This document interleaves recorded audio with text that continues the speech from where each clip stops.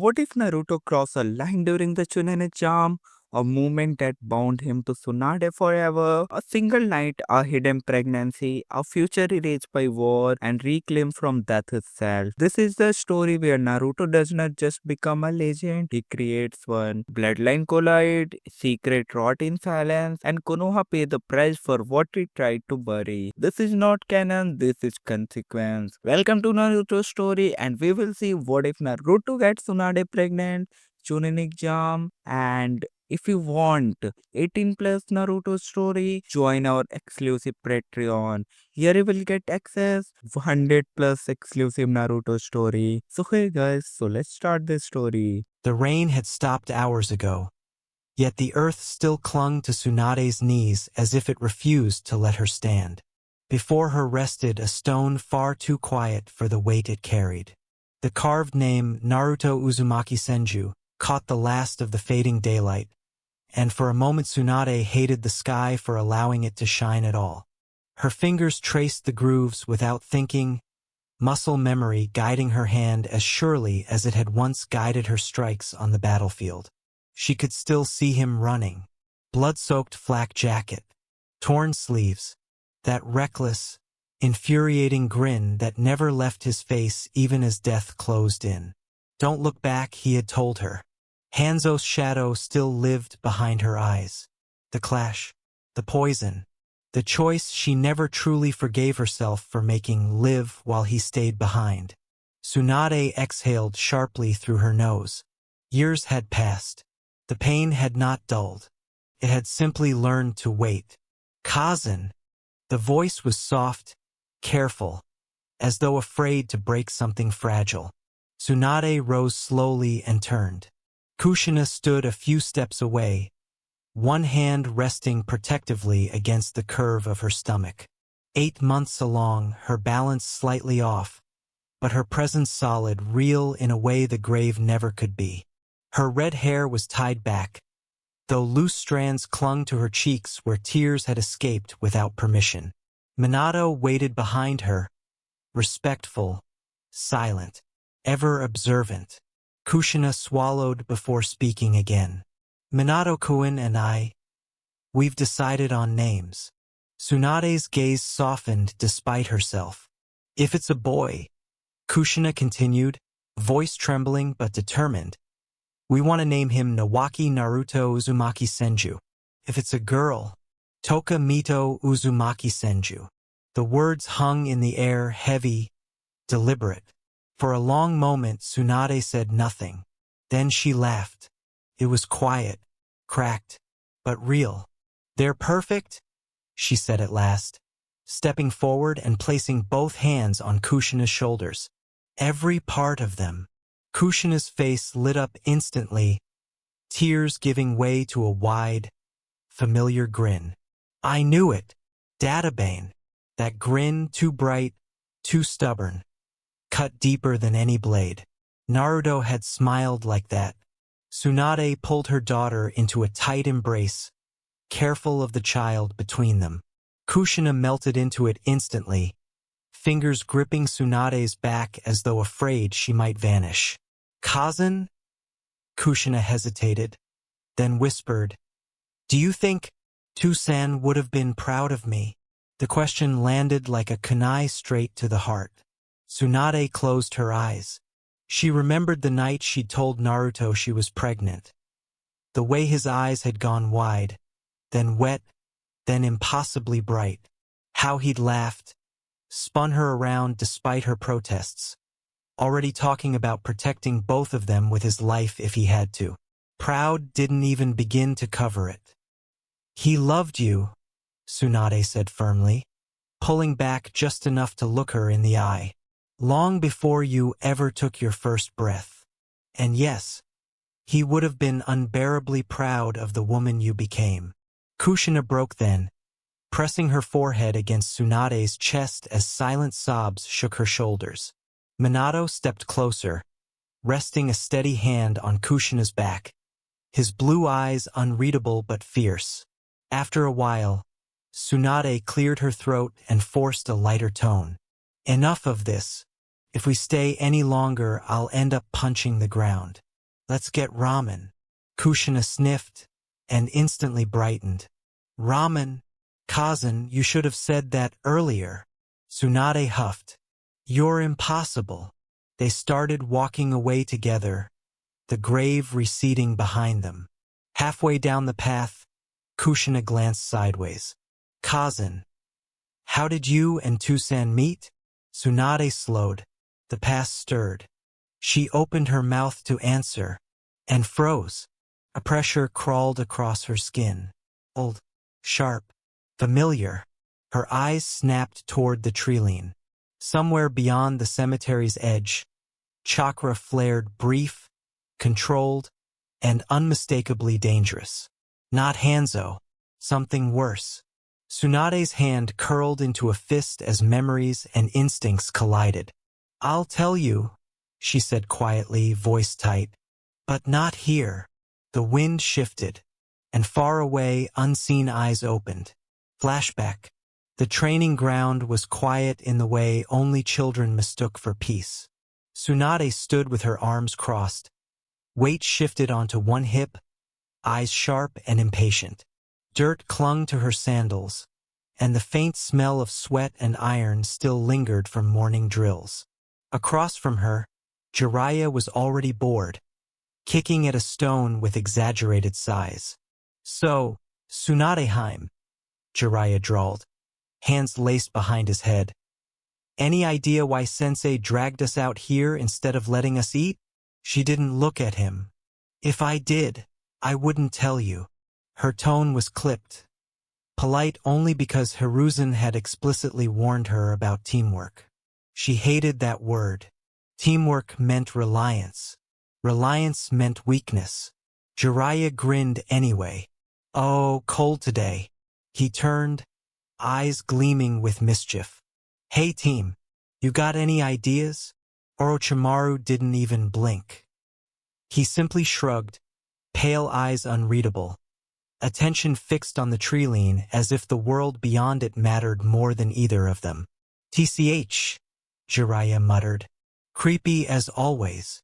Before Tsunade could snap back, footsteps approached. Measured. Calm. You're all here already, Hiruzen's voice said. The three genin straightened instinctively. Behind their sensei stood a boy. He was younger than them by at least a year, slim to the point of fragility, red hair falling messily over his eyes. He kept his hands clenched at his sides, shoulders slightly hunched, like someone bracing for a blow he expected but didn't understand. This, Hiruzen said evenly, is Naruto. From today onward, he will be part of your team. Jiraiya blinked. He looks like he'd snap in half. Orochimaru tilted his head, interest flickering briefly. Tsunade frowned. That's it, she thought. This is who Sensei trusts us with. Naruto took a hesitant step forward when prompted, eyes darting from Jiraiya's grin to Orochimaru's stillness, and then landing on Tsunade. She didn't soften her stare. She assessed him the way she assessed everything. Stance, breathing, posture. Weak. Naruto flushed under the scrutiny, quickly dropping his gaze, ears burning. He looked away as if ashamed of existing. Tsunade turned her head with a quiet scoff. Useless. At least that's what she told herself. She never noticed how his hands trembled. Not with fear, but restraint. Flashback end. So you never really talked that day? Kushina asked, smiling as if the story amused her. Tsunade exhaled through her nose. I barely acknowledged him. For months. She stirred her ramen absent-mindedly, steam fogging her vision. Every time he tried to approach me, he'd turn red and disappear like a startled rabbit. I thought he was pathetic. Kushina giggled. That sounds a little like Minato-kun. Tsunade paused, chopsticks hovering. Yes, she admitted quietly. It does. The stall was warm, familiar. The clatter of bowls, the murmur of customers, the comforting scent of broth and noodles. Kushina leaned forward, chatting happily with the owner, laughing without restraint. Tsunade stayed back, watching. This place had once been theirs. She remembered Naruto sitting across from her, pretending not to stare. Remembered the way he always ordered too much, insisting she eat more when she was clearly full. Remembered how safe she'd felt without realizing it. A month later, the world burned. 1 month later, the night of the QB attack. The air screamed. Tsunade woke to chakra surging like a tidal wave, violent, ancient, wrong. The ground shook beneath her feet as alarms shattered the night. Then came the roar. Not human, not beast, something older. Her blood ran cold as the sky outside her window flared crimson. Kushina, she whispered, already moving. Far across the village, an unseen seal fractured. Chains snapped, and in the darkness, something enormous opened its eyes and smiled. The village gates loomed tall and unmoving, carved stone bearing the weight of generations that had stayed, and those that had fled. Tsunade stood before them, shoulders trembling despite her attempt to remain upright. Her hands were clenched so tightly that her nails drew blood, yet she did not seem to notice. Her eyes were swollen, rimmed red from nights without sleep and a grief that refused to dull. "I'm sorry, Sensei," she said hoarsely. "I can't stay." Hiruzen Sarutobi faced her in silence, his staff grounded beside him. He had argued for hours already, calmly at first, then desperately. But Tsunade's resolve was a wall built from bones and regret. "There's too much pain here," she continued, voice cracking. "Every street, every building, he's everywhere. I can't breathe in this village anymore." Hiruzen lowered his gaze, not to her, but to the small bundle in his arms.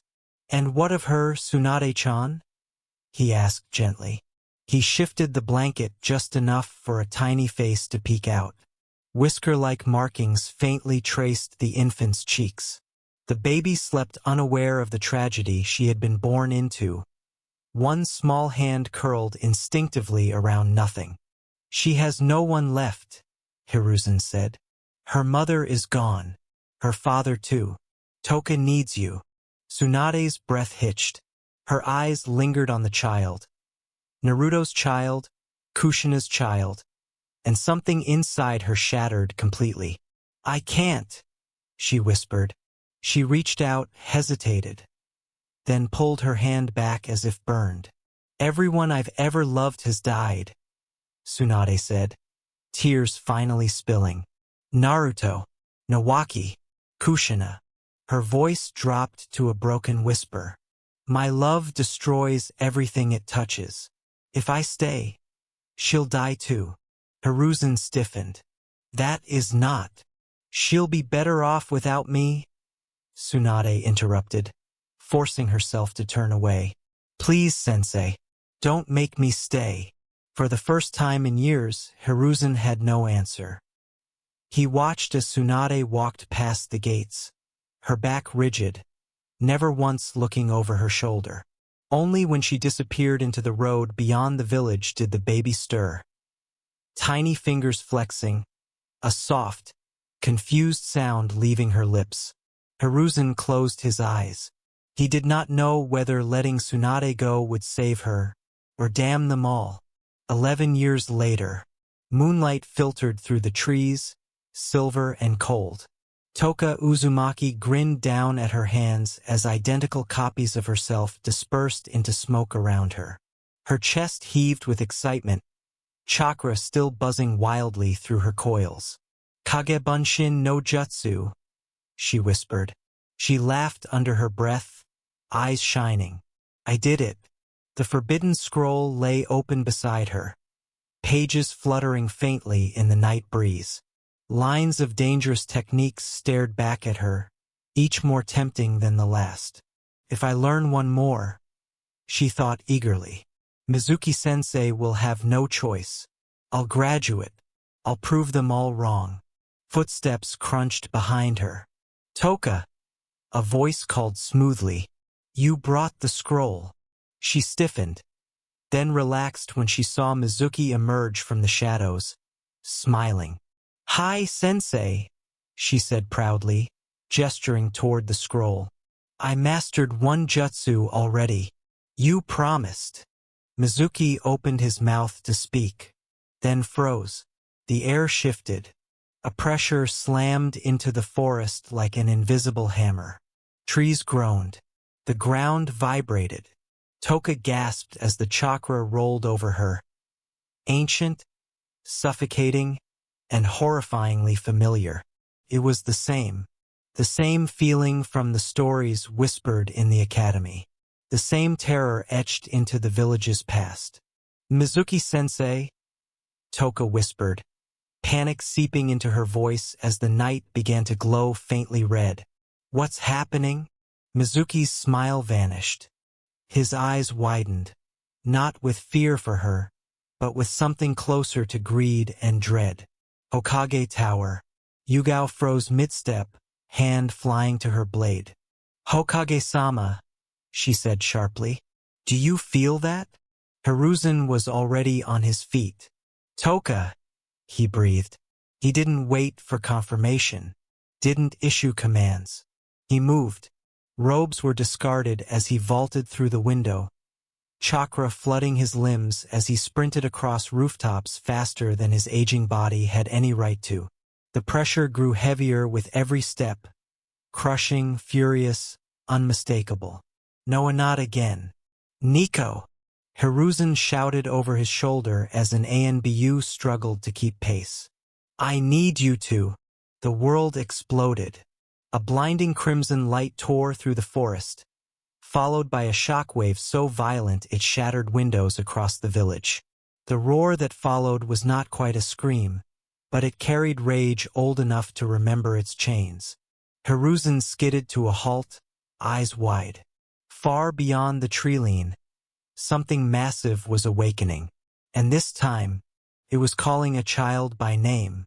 Toka! The name tore through Hiruzen's thoughts as sensation rushed back into his limbs. He pushed harder, chakra screaming through old muscles as rooftops blurred beneath his feet. Behind him, Yugao struggled to keep pace, her voice lost to the wind. The forest ahead was scarred. Trees flattened, earth torn open as if struck by a god's fist. Toka! Hiruzen shouted, landing hard at the edge of the devastation. Smoke curled lazily from the crater's heart. Broken branches lay scattered like discarded weapons. His eyes scanned desperately, fear tightening his chest. Hokage-sama. He turned sharply. An ANBU operative stood atop a fallen trunk, arm raised, pointing. And there, alive, stood Toka. Toka-chan? Relief hit him so hard his knees nearly gave out. Gigi! She cried, shoving past the ring of shinobi crowding her. Their voices overlapping in suspicion and alarm. She ran straight into him, clutching his robes as if he might vanish. Hiruzen wrapped his arms around her without hesitation. Are you hurt? He demanded, pulling back to inspect her face, her hands, her chakra flow.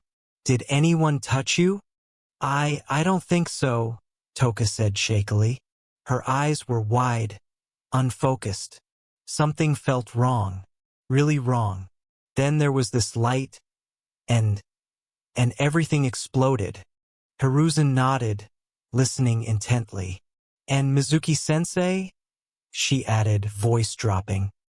He was right in front of me, but when I opened my eyes, he was gone. There was only this man. He was wearing some kind of black suit, broken armor, and then he collapsed. Hiruzen stilled. Before he could respond, an ANBU dropped to one knee beside them. Hokage-sama, you should see this. The crowd parted instinctively as Hiruzen approached. At the center of the crater lay a body. A young man, barely older than Tsunade had been during the war, was sprawled against shattered earth. His chest rose shallowly. Blood stained the ground beneath him, yet it did not pool the way it should. Wild red hair spilled around his head like fire frozen mid-burn. Bits of dark, ancient armor clung to his body. Senju make, unmistakable even in ruin. The craftsmanship was old. Too old.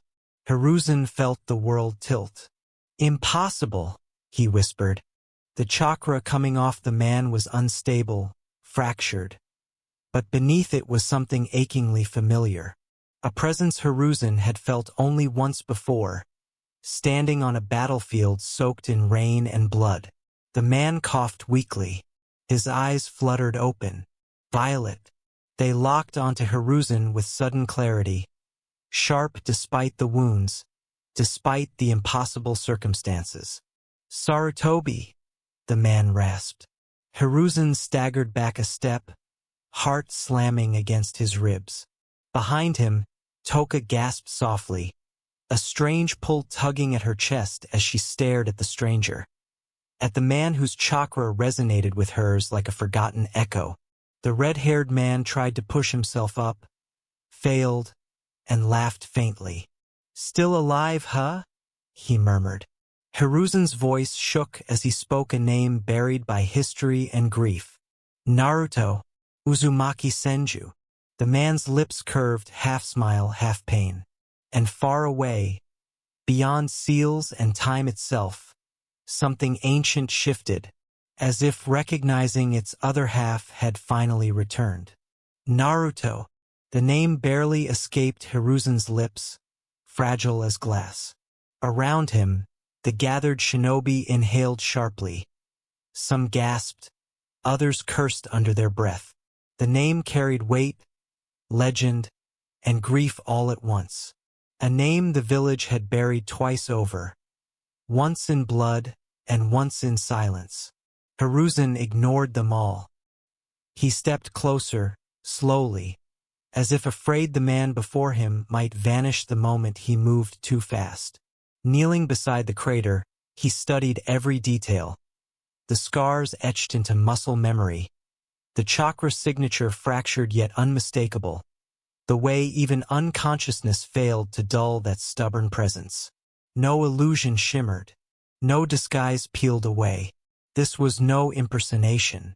Naruto Uzumaki Senju lay broken before him, breathing.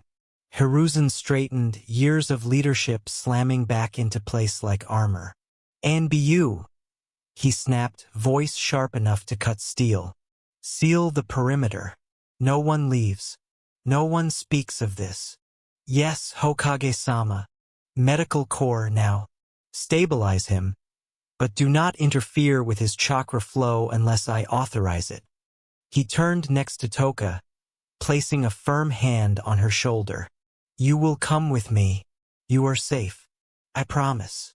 She nodded numbly, eyes never leaving the red-haired man as he was lifted onto a stretcher, a strange ache tightening her chest, like something long lost had just been returned without explanation. As Naruto was carried away, the wind shifted, and somewhere deep within sealed darkness, something ancient stirred, amused.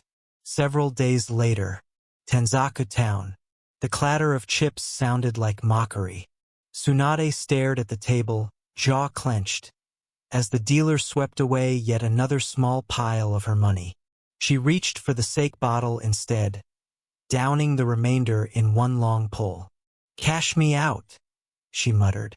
The dealer blinked. "Already? Unless you plan on refunding my luck," Tsunade replied flatly, standing.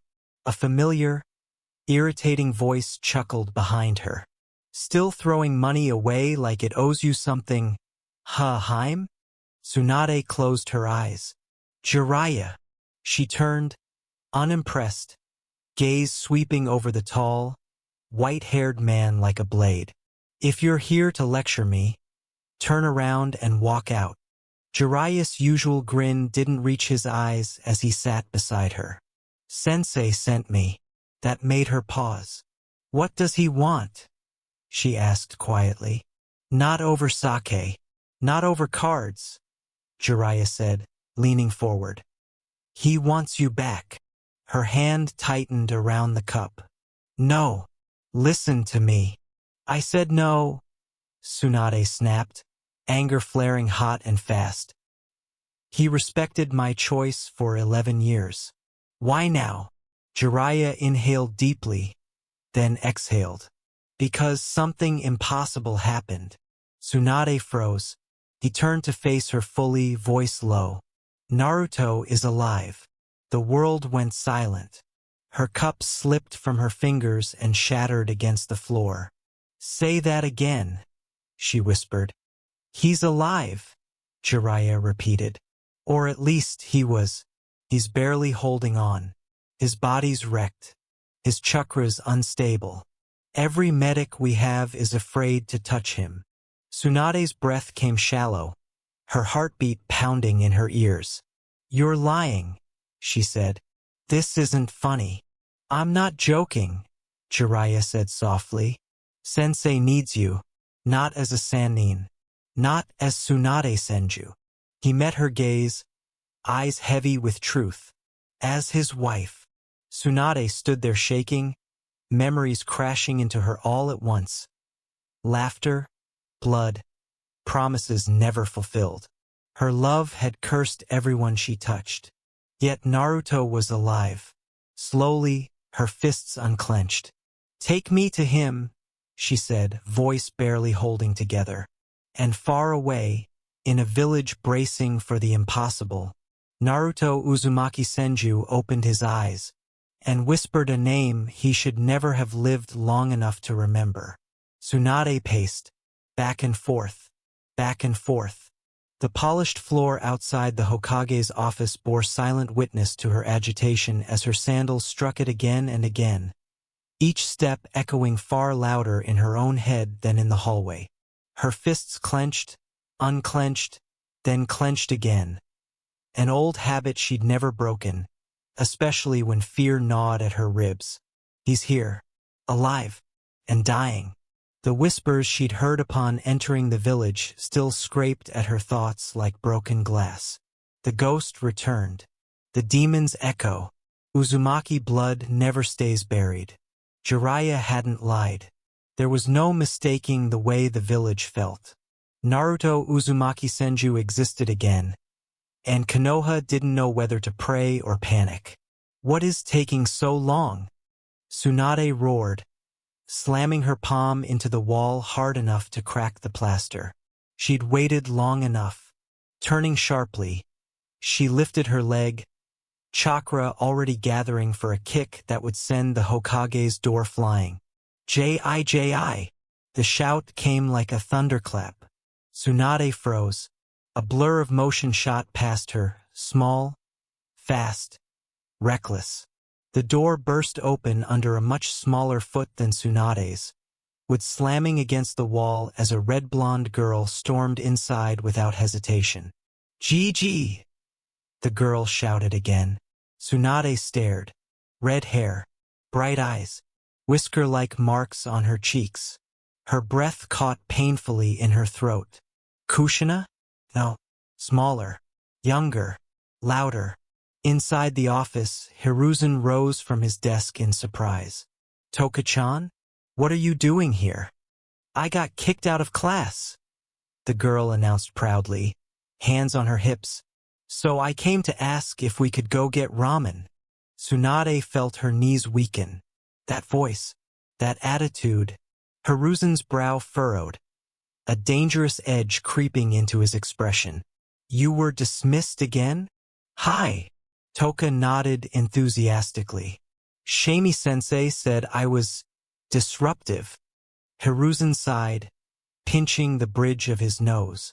Somewhere in the village, a certain academy instructor's fate was being sealed. And Irika didn't stop you? Toka shrugged. He tried. Hiruzen didn't doubt it. She bounced on her heels. So can we go now? Before Tsunade could process the ache crushing her chest, Hiruzen chuckled softly and gestured to the man standing nearby. I'm occupied at the moment, Toka-chan, but this is Jiraiya, my former student. Toka's eyes lit up as she turned toward the towering white-haired shinobi. Whoa, your hair's weird. Jiraiya blinked. Kids these days are brutal. He'd be happy to take you to ramen, Hiruzen continued smoothly, his gaze flicking, just once, toward Tsunade. Jiraiya caught it immediately. Of course, he said quickly, plastering on a grin. All you can eat. Toka gasped. Really? She grabbed Jiraiya's wrist with shocking strength for her size and began dragging him toward the exit. Bye Jiji. See you later, Databio. The words hit Tsunade like a physical blow. Date. The door slammed shut. Silence followed. She really is something, Hiruzen murmured as he stepped beside Tsunade, watching them disappear down the hall. Tsunade couldn't speak. Her vision blurred as she stared at the space Toka had occupied just moments ago. 11 years. 11 years of absence. 11 years of telling herself the child would be safer without her. Tsunade swallowed hard. Alive. Happy. Hiruzen nodded gently. And she has Naruto's stubbornness, Tsunade added hoarsely. Kushina's fire. Regret coiled tight around her heart. Tsunade, Hiruzen said quietly, meaning to comfort her. Then stopping when he realized there were no words that could undo abandonment, no sentence strong enough to heal time. Instead, he turned toward the door at the end of the corridor. Come, he said. It's time. Her body went rigid. The fear she'd been holding back surged forward, raw, violent, suffocating. Slowly, Tsunade nodded. She forced herself to move, forced herself to set aside the image of the daughter she'd left behind. Because somewhere beyond that door lay the man she had loved, mourned, and buried with her own hands, and he was still fighting to live, and Tsunade Senju would not let him die again. Secret location within Konoha. The corridor was silent in the way only sealed places ever were. So, any idea what's wrong with him? Tsunade didn't slow her stride, eyes fixed forward as she accepted the medical file from Shizune. The young medic walked half a step behind her, posture straight but shoulders tense, fully aware of who she was escorting. No, Tsunade-sama, Shizune answered honestly. None of the standard indicators explain it. Tsunade flipped through the pages, her brow tightening. And the wounds? She asked. Still refusing to close? Hi. Shizune nodded grimly. Even with continuous mystical palm technique, the tissue doesn't regenerate. It's as if his body is rejecting its own healing. That earned a sharp glance. An Uzumaki Senju hybrid rejecting healing? Tsunade muttered. That shouldn't be possible. Shizune hesitated before adding quietly. But his condition is stable, somehow, despite injuries that should have killed him hours ago. They stopped before a reinforced door marked only by coded characters. No name, no title. Naruto Uzumaki Senju did not officially exist. Thank you, Shizune, Tsunade said, handing back the file. Her tone was calm, professional, but Shizune heard the strain beneath it. I'll be right outside, Shizune replied, understanding immediately. Tsunade rested her hand on the doorknob. For a single heartbeat, she hesitated. Then she pushed it open. The room smelled of antiseptic and old chakra. Machines hummed softly, seals glowing faintly along the walls. At the center lay the man she had buried, bandaged, scarred, and impossibly real. Naruto-kun, she whispered. Her legs carried her forward before her mind could catch up. Tears blurred her vision as she reached the bedside, hands trembling as they cupped his face. Narukoi! Her voice broke completely. She pressed gentle kisses to his cheeks, his brow, his temples, touching him as if afraid he might fade if she stopped. His skin was warm, solid, alive. Stubble scratched against her fingers, unfamiliar yet comforting all the same. "You idiot," she choked softly. "You were supposed to stay dead if you died." Pulling back slowly, Tsunade studied him. He looked the same. Older, yes. Harder. But it was still him. The same sharp features. The same stubborn set to his jaw. The same presence that had once filled battlefields and quiet nights alike. For a fleeting moment, she allowed herself to believe this was a dream. Then she inhaled, and became Hokage level again. Tsunade wiped her cheeks, expression shifting from shattered wife to legendary medical nin. Emotion was a liability here. Precision would save him, nothing else. She stepped back, sensing the chakra signatures hidden throughout the room. 12 guards. Elite. Watching everything. Good, she thought, but irrelevant.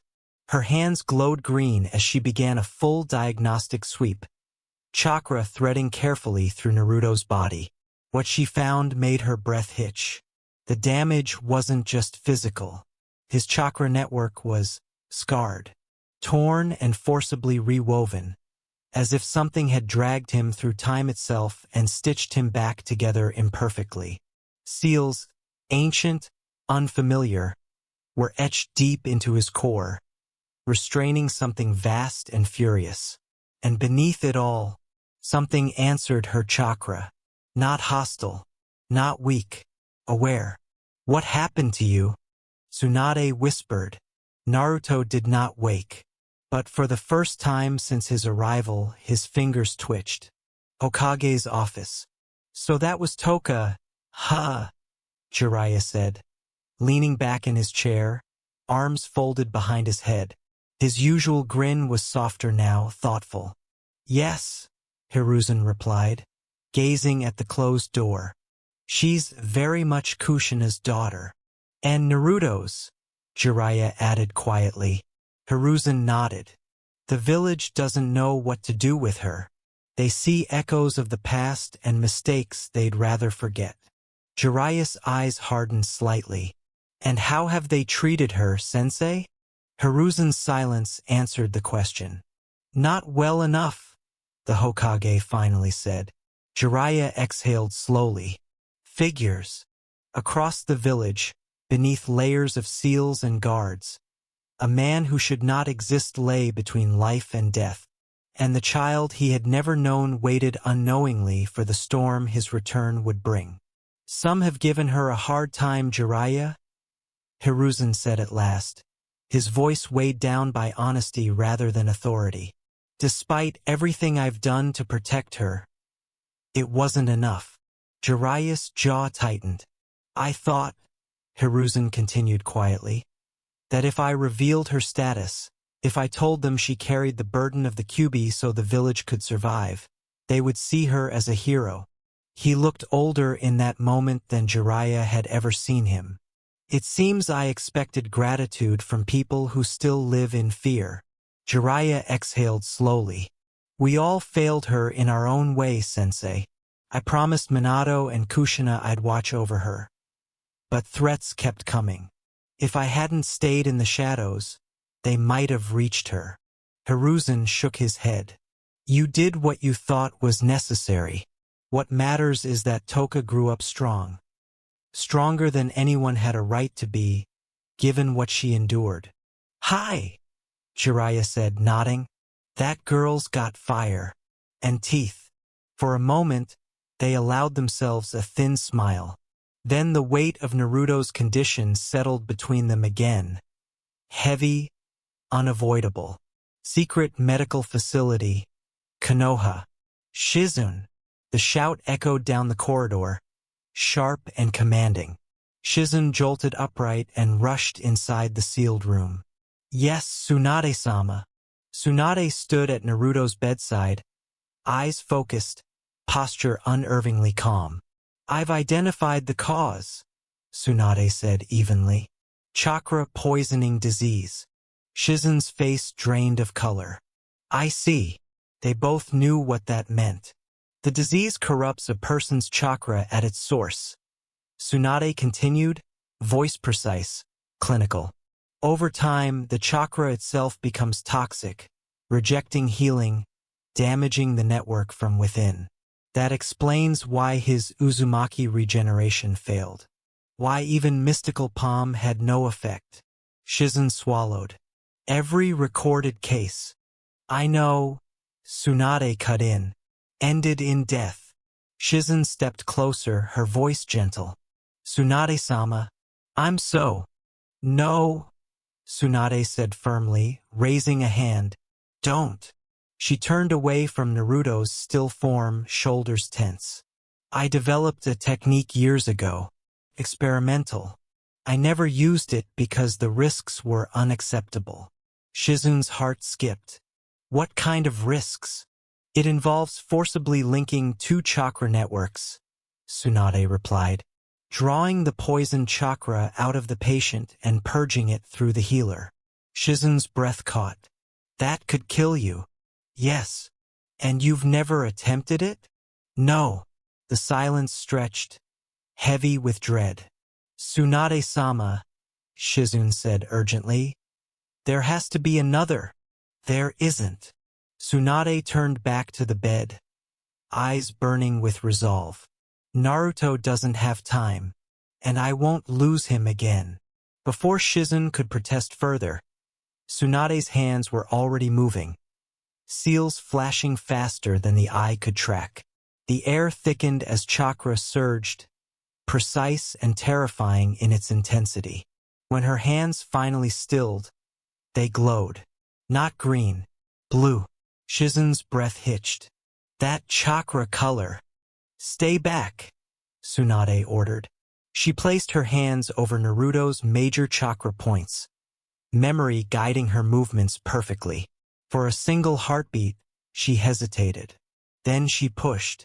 Agony exploded through her system. Naruto's chakra slammed into hers like liquid fire, corrupted, hostile, screaming through her coils.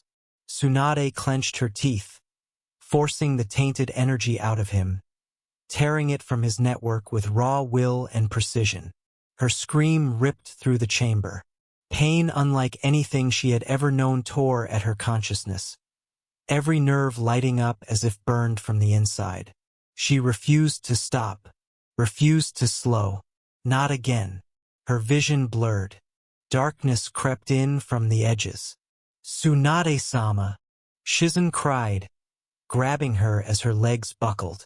The last thing Tsunade felt was Naruto's chakra stabilizing. Cleaner, quieter. Then everything went black. And in the sealed room, two legends lay motionless. One pulled back from death, the other falling into it for his sake. Arg, what happened? Tsunade's groan echoed strangely, as if the sound itself had nowhere to settle. Her head throbbed, body heavy, senses sluggish as she forced her eyes open against an overwhelming brightness. Easy there. The voice stopped her cold. It wasn't just familiar, it was impossible. Who? Tsunade muttered, blinking hard as the white glare began to fade into shapes. Her heartbeat accelerated, instinct screaming at her before her mind could catch up. It's me, Tsutsu. Her breath hitched. That nickname hadn't been spoken in decades. Naru? She whispered, afraid that saying the name too loudly would shatter whatever fragile miracle was forming. Hi! The blur before her sharpened just enough. Joy exploded through her chest. Naruto Koi. She surged forward without thinking, arms wrapping tightly around him as she pressed her face into his chest. Sobs tore free, raw, unrestrained, years of grief breaking apart all at once. He held her easily, arms warm, steady, murmuring reassurances that grounded her more than any medicine ever could. She pulled back slowly, wiping her eyes, smiling through tears. It's really you. It's really. Her scream ripped through the endless white. What is wrong? Naruto yelped. You're a boy. Naruto blinked. Yeah, you're 12. And you're 12 too, Tsutsu. he shot back, gesturing at her. Tsunade froze. She looked down. Smaller hands. Slim arms. No weight of adulthood. No scars. No years carved into muscle or bone. "I'm a girl," she whispered, stunned. The world around them finally registered. Nothing. No walls. No sky. No ground. Just endless white stretching in every direction. Silent and unmoving. "I'm dreaming," Tsunade said firmly. "I have to be." "You're not," Naruto replied gently, placing his hands on her shoulders. His touch was solid, real in a way dreams never were. "I've been here a long time, Tsutsu. Long enough to know the difference." She searched his face. The same eyes. The same expression he'd worn back then. Concern mixed with quiet resolve. "Then where are we?" she asked softly. Naruto hesitated, then answered honestly. "Limbo." The word settled like a stone in her chest. "A place between living and dying," he continued. "I've been stuck here since Hanzo, since the seal broke wrong, since time stopped making sense." Her fists trembled. "Then the technique dragged you partway here," Naruto said, nodding. "Linked us, just like you planned." He smiled faintly. "You always did gamble big." Tsunade swallowed hard. "Then we need to go back. Both of us." Naruto's gaze darkened. Not with fear, but with knowledge. "That," he said quietly, "isn't entirely up to us." Secret medical facility. Konoha. "How is she?" Jiraiya stood with his arms crossed, eyes fixed on Tsunade's unmoving form. Tubes and seals surrounded her bed, steady chakra pulses confirming what his gut already knew. She was alive, but far away. "Physically, she's fine," Shizen answered, her hands glowing softly as she completed another scan. "No organ damage. No chakra collapse." "That's not reassuring," Jiraiya muttered. "She's in a deep coma," Shizen continued. "The kind only the patient can wake from. Her consciousness isn't here." Jiraiya exhaled slowly. "And Naruto?" Shizun turned toward the other bed. Naruto Uzumaki Senju lay peacefully now. Wounds gone. Chakra stable for the first time since his return. "His injuries are completely healed," Shizen said. "The chakra poisoning is gone." Jiraiya's shoulders loosened slightly. But he's also in a coma," Shizen finished. "Same as Tsunade-sama." She looked between the two legends lying side by side. "They're connected," she said quietly. "Wherever they are, they're together." Jiraiya closed his eyes. "Figures," he murmured. "Even death can't keep those two apart." And somewhere beyond the reach of medicine, in a place untouched by time, two children stood face to face, deciding whether love was strong enough to pull them back from the edge of forever. "Good," Jiraiya breathed, shoulders sagging as if an invisible weight had finally been lifted from them. "That's good." He stood between the two beds for a long moment, looking from Tsunade to Naruto, listening to the steady rhythm of their breathing. Alive. Both of them alive. For the first time since that cursed battlefield, the thought didn't feel like a lie he told himself to sleep at night. Once, long ago, Jiraiya had hated Naruto. Not truly, he knew that now, but jealousy had poisoned his thoughts. Naruto had been everything Jiraiya wasn't. Disciplined, sharp, frighteningly talented. Jutsu came easily to him. Fuinjutsu bent to his will as if it recognized his blood. Even their sensei's praise seemed to follow him naturally, just as it did Orochimaru. Then Hiruzen had told him the truth. Naruto had arrived in Konoha with nothing. No parents, no home, no one waiting for him. Just like Jiraiya, something inside him had shifted that day. From then on, Jiraiya had stopped mocking and started listening. Naruto trained with him instead of looking down on him. Shared techniques, shared failures, even stayed up late, poring over scrolls, laughing when seals exploded instead of cursing fate. They became brothers long before either of them realized it. When Naruto had told him, awkwardly, nervously, that he was seeing Tsunade, Jiraiya had smiled and felt something ugly twist in his chest. Jealousy again, sharp and bitter. They'd fought, words thrown harder than punches. But then Jiraiya had seen them together, truly together. Tsunade laughing freely, Naruto calmer than he'd ever been. Oh, so Jiraiya swallowed his pride and apologized. Naruto had accepted without hesitation. That was who he was. Later came the Rasengan, Naruto's proudest creation. Jiraiya had struggled with it for months, but Naruto never mocked him. Only adjusted the theory, broke it down, helped him understand. Years later, Jiraiya would pass it to Minato, with Kushina's amused blessing after failing spectacularly at it herself. And then, Hanzo. The memory burned. Naruto standing his ground, ordering them to leave. Tsunade screaming his name as Jiraiya and Orochimaru dragged her away.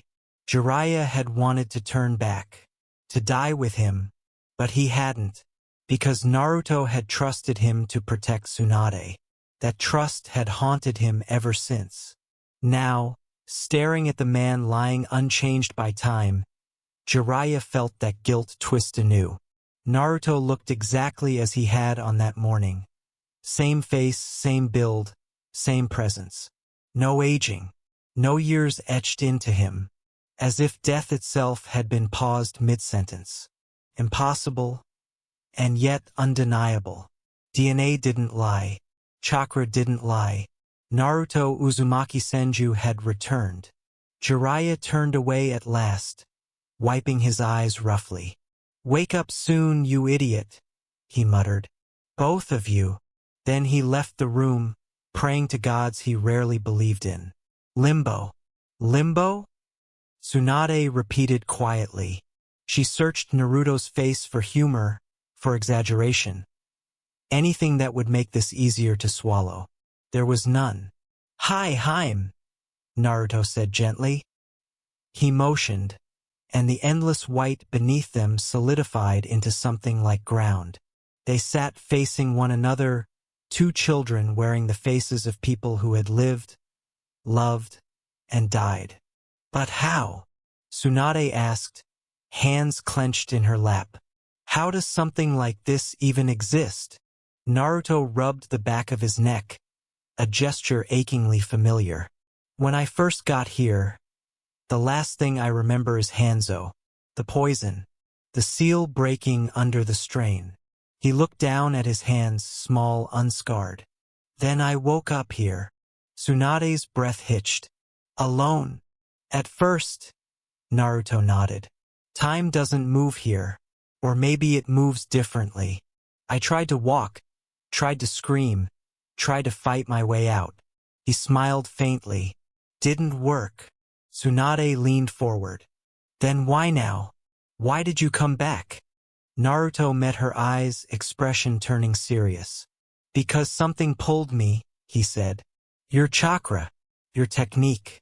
You linked us so deeply that it dragged your consciousness here, and tore a hole big enough for me to feel the living world again." Hope sparked painfully in her chest. "So we can go back?" Naruto hesitated. "There's a cost," he said quietly. "Limbo doesn't let go easily. One of us anchors the other." Tsunade stiffened. "Meaning?" Naruto looked away. "If we leave together, something else takes our place." The white around them trembled, rippling like disturbed water. "And if we don't choose," Naruto added softly, "Limbo will choose for us." Somewhere far away, machines continued to hum, and time, so patient, so cruel, waited to see who would be left behind. Flashback. "Hello," Naruto's voice echoed once, twice, then vanished into the endless white as if swallowed whole. He had been running, stopping, shouting, pacing. For how long, he didn't know. Time felt meaningless here. His lungs never burned. His legs never tired. That terrified him more than pain ever could. Hello! Silence answered. Naruto clenched his fists. I can't stay here, he thought. I won't. Hello, Naruto. He spun around so fast his body almost twisted out of balance. Kazan, he breathed. She stood there, red hair, gentle eyes, the face he had memorized from faded photographs and stories told by Hiruzen. His chest tightened painfully at the sight, but something was wrong. Her presence didn't soothe him. No, Naruto, the figure said calmly. This is merely a form. One chosen so you would not recoil immediately. The warmth vanished instantly. Naruto's body tensed, instincts screaming. Then who are you? The air grew heavier, colder. I am known by many names, the figure replied. But to you I am Shinigami. Naruto swallowed hard. The goddess of death. Stories flooded his mind. Seals that devoured souls, gods that demanded payment, beings that did not bargain unless they already owned the outcome. Sh Shinigami-sama, he said, bowing his head despite the fear clawing up his spine. Hi, she answered, amused. And as for where you are, this is Limbo, neither life nor death, a place where souls wait or are tested. Naruto's fists tightened. Am I dead? He asked quietly. Did I fail? Images flashed through his mind. Hanzo's poison, Tsunade's scream, Kushina's hand over her stomach, the child he would never hold. If you were dead, Shinigami said, you would not be here speaking to me. Hope flickered, dangerous and fragile. Then, can I go back? Naruto asked. My wife, she's pregnant. She needs me. Shinigami's eyes glowed faintly. That depends. On what? She stepped closer, her presence pressing down on him like an ocean. How much are you willing to endure to see her again? Naruto didn't hesitate. I would give anything, he said firmly. My body, my soul, my eternity. Shinigami smiled. Good, she said softly. Because that answer decides everything. The white around them twisted, folding inward like a closing wound. You will not return as you were, she continued. Time will abandon you. Death will claim a debt. And when the woman you love reaches for you again, the choice will not be yours alone. Naruto met her gaze without flinching. If it means Tsunade lives, he said, then do it. Shinigami raised one hand. Then wait, she commanded. Wait without aging, without dying, until love is strong enough to pull you back. The world shattered into light. Flashback end. Tsunade sat frozen as Naruto finished speaking, her hands trembling in her lap. You've been here, her voice cracked. All this time, Naruto nodded, waiting, watching nothing, until you came. Tears slid down her cheeks unchecked. You idiot. You let yourself be trapped here for me? He smiled, the same quiet, infuriating smile she remembered. I always told you, he said gently. I'd gamble everything on you. The white around them pulsed, once, twice, like a distant heartbeat. Naruto's expression darkened. She's calling, he said. Tsunade felt it then, her body, far away, heavy, the pull of life tightening around her chest. What happens now? She asked fearfully. Naruto stood. Now we choose. The endless white began to fracture, thin black lines spreading like cracks in glass. Together, Tsunade asked. Naruto looked at her, really looked at her. That, he said softly, depends on what you're willing to leave behind. and somewhere in the waking world, chakra surged violently through two bodies, as Limbo prepared to collect its price. Shinigami, the name echoed through Tsunade's thoughts as Naruto spoke, heavy and unreal. A god of death. A bargain struck beyond life. It explained too much and yet not enough. She told me, Naruto continued quietly, that I would remain here until I had endured enough. A year. 30. Maybe more. Time had no promise. He glanced at his younger hands, flexing them slowly. And when she decided the price was paid, I'd be allowed back. One chance. One return. Tsunade's fingers tightened around his. At first, Naruto admitted, a faint smile touching his lips, I thought it would be easy. A few days of nothing in exchange for you? That didn't sound like a sacrifice. His smile faded. But Limbo makes sure you feel time, he said softly. Every moment, every second. No hunger, no sleep, no chakra, no pain, just silence. Endless silence. Tsunade leaned closer, pressing her shoulder into his, as if proximity alone could shield him from the memory. She squeezed his hand, grounding him. The years stretched. Naruto went on. I started talking to myself, then answering myself, then seeing things that weren't there. He exhaled slowly. I almost lost myself. Her chest ached. But then, Naruto said, voice steadier, she came back. Tsunade looked up sharply. The Shinigami? He nodded. She said she could show me your life. Everything after I died. Naruto hesitated for just a fraction of a second, choosing his words carefully. She showed me your grief first, he said. The way you broke. The way you tried to stay strong and failed anyway. His voice softened. I watched you cry for me. Tsutsu. Tsunade's eyes burned. I saw Kushina being born. Naruto continued, a fragile warmth entering his tone. Her first steps. Her first words. You yelling at Hiruzen because you refused to let her become a genin unless you trained her. He chuckled quietly.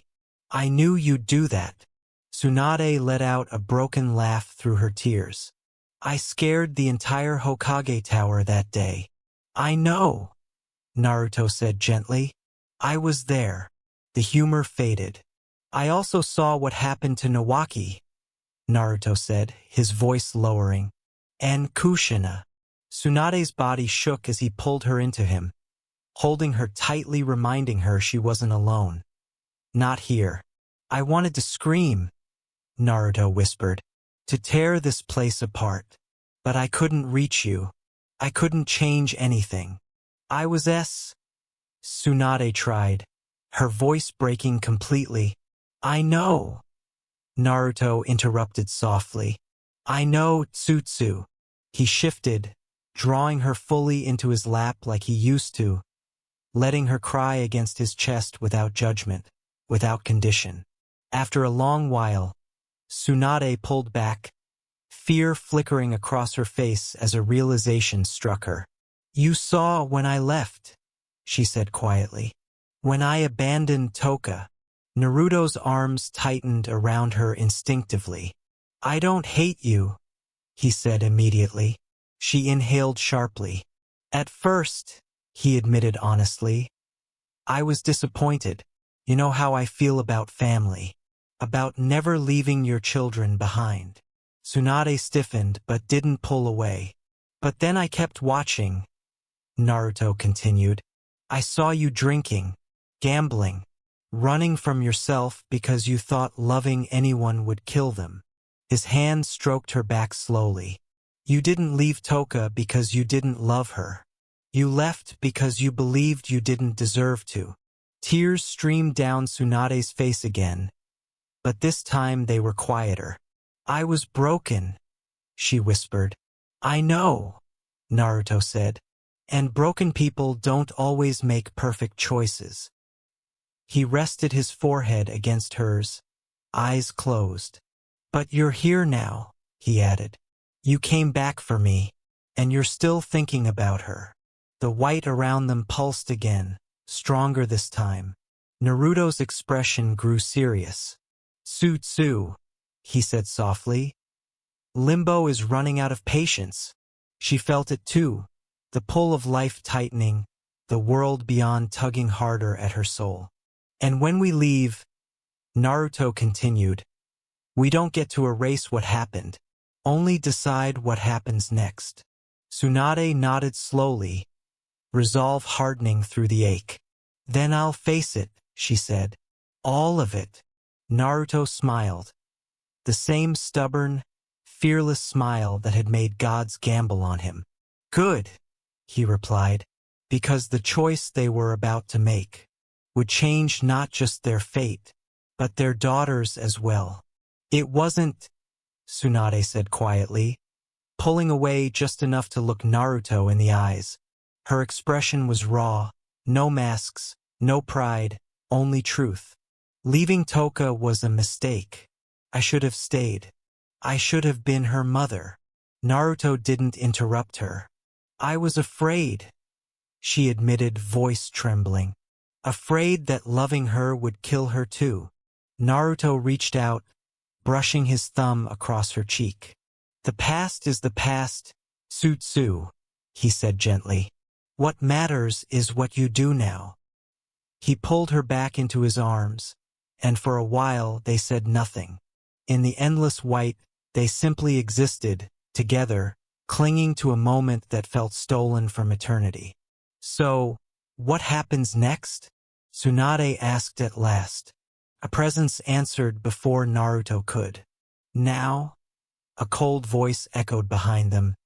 You return, if that is your wish. Naruto stiffened instantly. Tsunade turned. The white folded inward, forming a figure cloaked in shadows and divinity. Power radiated from her, not crushing but absolute. Shinigami-sama, Naruto said, standing and bowing deeply. Tsunade followed his lead, heart hammering. As I said, the goddess continued, gaze fixed solely on Naruto. Your time here has ended. You and your wife may return to the realm of the living. Naruto's breath caught. You mean? Yes, Shinigami replied impatiently. A second life, a second chance. Hope surged, then froze. But, the goddess continued, the remainder of our bargain still stands. Naruto nodded. Hi! Tsunade's head snapped up. What bargain? Shinigami's eyes shifted to her at last. Ancient, merciless. Your husband promised me 3 lives, she said calmly, and the destruction of a pair of eyes that threatened the order of death itself. Tsunade's blood ran cold. You expect him to hunt them? Mortals must clean their own transgressions, Shinigami replied sharply. Even gods are bound by laws. Tsunade turned to Naruto, fear flashing across her face. Naru, there has to be another way. Naruto took her hand, squeezing gently. Trust me, he said softly. She searched his eyes, saw resolve, not recklessness. I trust you, she whispered. Naruto exhaled, relief clear. He turned back to the goddess. I give you my word. I will fulfill my end of the deal, if you fulfill yours. Shinigami studied him for a long moment. Very well, she said at last. She raised her hand. The white world shattered. Secret medical facility, Konoha. Naruto's chest convulsed. Seals flared violently, monitors shrieking as chakra surged like a tidal wave. What's happening? Shizen shouted, rushing forward. Naruto gasped and sat up. At the same moment, Tsunade's eyes snapped open. Green chakra exploded outward, shattering glass and seals as 2 legends returned to the realm of the living. Naruto Uzumaki Senju was alive, and somewhere far beyond Konoha, 3 men and a pair of cursed eyes felt death turn its gaze toward them. and blink. The sound of the door slamming echoed far longer than it should have. Makoto stood frozen on the wooden porch, her raised hand slowly lowering as reality settled in. The space where Tsum had stood moments ago felt colder now, emptier, like a territory stripped of its warmth. She hadn't expected kindness, but she had hoped, just a little. Her vision blurred as tears finally slipped free, streaking silently down her cheeks. Makoto pressed her lips together, refusing to sob aloud. She had done enough damage already. She would not add weakness to the list of sins others used to define her. I deserved that, she told herself. The Inuzuka compound buzzed with life around her. Dogs barked in the distance. Children laughed somewhere deeper inside the clan grounds. Normalcy continued, uncaring of the woman whose world had been reduced to ash. Makoto turned away slowly. Each step away from Tsum's house felt heavier than the last. She remembered a different Tsum, loud, feral, unapologetically honest. A woman who drank too much, laughed too hard, and once threatened to bite a councilman who insulted Kushina to her face. That Tsum had held her hand when Kushina died, had sat beside her in silence, letting Makoto cry without judgment. That Tsum was gone, or perhaps Makoto was. By the time she reached the compound gates, her tears had dried, replaced by a familiar, suffocating numbness. She bowed politely to the guards out of habit, receiving confused looks in return, and stepped back into the village streets. Konoha felt vast these days, too vast for someone who no longer belonged anywhere. Uchiha District. The Uchiha compound greeted her with its usual oppressive stillness. No laughter, no warmth, just echoes and shadows. Makoto slid the door shut behind her and leaned against it, exhaustion washing over her in a way sleep could never fix. The house smelled faintly of incense and old wood, unchanged, just like everything else that mattered. Footsteps approached. "You're late." Fugaku's voice was flat, emotionless, as he emerged from the corridor. His eyes flicked to her face, red-rimmed, tired, then away, uninterested. "I went out," Makoto replied quietly. "That was unnecessary." She flinched despite herself. Sasuke passed behind Fugaku moments later, already dressed for training, sword strapped to his back. He didn't look at her, didn't greet her. "Father," he said respectfully. Fugaku nodded once. "Train harder today." "Hi." And just like that, her son was gone, following in his father's footsteps without ever once glancing back. Makoto's hands trembled at her sides. She had lost Tsum. She had lost Kushina. She had lost Itachi to blood and darkness. And now, she was losing Sasuke to silence. That night, Makoto sat alone in her room, staring at a single candle as it burned lower and lower. She wondered when her life had become a series of closed doors and unanswered apologies. Outside, the wind shifted. Far across the village, unseen and unannounced, chakra stirred. Ancient, heavy, and impossibly familiar. A presence long thought buried had returned. And though Makoto did not know it yet, the balance of Konoha, and the fate of every clan within it, was already beginning to change. Senju compound. "Come on, Naruto koi," Tsunade murmured, curling closer beneath the sheets. "Just a little longer." "I can't, Haim," Naruto replied, though his voice lacked conviction as he rose from the bed. "We've kept Sensei waiting long enough, and we both need to look presentable." Tsunade propped herself up on an elbow, lips pursed in an exaggerated pout. "I'm perfectly presentable right here." Naruto shot her a warning look. "Don't." "What?" she asked innocently, eyes glittering with mischief. "I'm just saying, there are better ways to spend the morning than meetings." She let the sheet slip, only a little, enough to remind him of exactly why he had survived gods and death alike. Naruto exhaled slowly, pinching the bridge of his nose. "You are dangerous." Her laughter was soft and triumphant. In the end, he surrendered, but only halfway. He scooped her up with a quiet laugh of his own, earning a surprised yelp as he carried her toward the washroom. "We'll compromise," he said, forehead touching hers. "We get ready together." Tsunade's smile softened, her arms looping around his neck. The world beyond the compound. Politics, debts to gods, unfinished promises. Could wait a few more stolen minutes. For now, they chose warmth. Konoha Market District. "So," Yugao said carefully, folding her hands around her tea. "What's really bothering you, Shizen-chan?" "Nothing," Shizen answered too quickly. Yugao raised an eyebrow. Shizen sighed. "Fine. I've been thinking about Tsunade-sama and Naruto-sama." Yugao leaned back slightly, eyes narrowing in thought. "That's understandable. They're alive," Shizen continued quietly. "Miraculously. And happy. But something feels unfinished." Yugao nodded once. "Legends don't return without consequences." Shizen stared down at her cup. "Tsunade-sama smiles more now.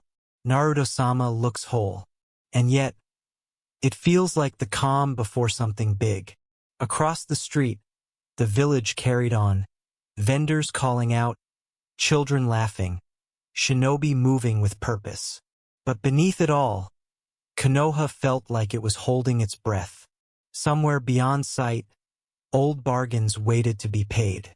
When Tsunade-sama risked her life to save Naruto-sama, Shizen continued quietly, fingers tightening around her teacup, "I realized that's the kind of medic I want to be. Someone who doesn't hesitate. Someone who would put their own life on the line if it meant saving someone they love." Yugao listened without interrupting. She knew that look in Shizen's eyes. The same look she'd worn herself after losing comrades she couldn't protect. Powerlessness left scars deeper than blades ever could. "So you want her as your teacher?" Yugao said calmly. "Yes," Shizen admitted. "But Tsunade-sama has never taken apprentices. And now, with Naruto-sama back, she's even more distant from the rest of the village." Yugao considered that. She had seen it firsthand, the way Tsunade's world now revolved around the man she had dragged back from death itself. "Have you tried going through the Hokage?" Yugao asked. "I already did," Shizen replied. "He said he'd see what he could do." Yugao smiled faintly. "Then wait. If anyone can convince Tsunade Senju to do something she doesn't want to do, it's Sarutobi-sensei." Shizen nodded, exhaling slowly. Waiting was something she had learned to endure. Hokage's office. Silence weighed heavily in the room. Hiruzen sat behind his desk, pipe forgotten in his hand, staring at the man standing before him as though he were looking at a ghost made flesh. "So," the Hokage said slowly, "you're telling me that the goddess of death herself returned you to the living, after years spent in Limbo?" Naruto nodded once, expression serious. "That's exactly what I'm saying." He stood tall, clad in dark Senju armor that felt strangely natural against his skin. His presence filled the room, not threatening, but undeniable. Tsunade stood at his side, arms crossed. "It's true, Sensei. I saw her too. Limbo is real." Jiraiya scoffed lightly. "You expect us to believe this without proof?" Tsunade sighed. "Fine." She closed her eyes and released her chakra. The room shifted.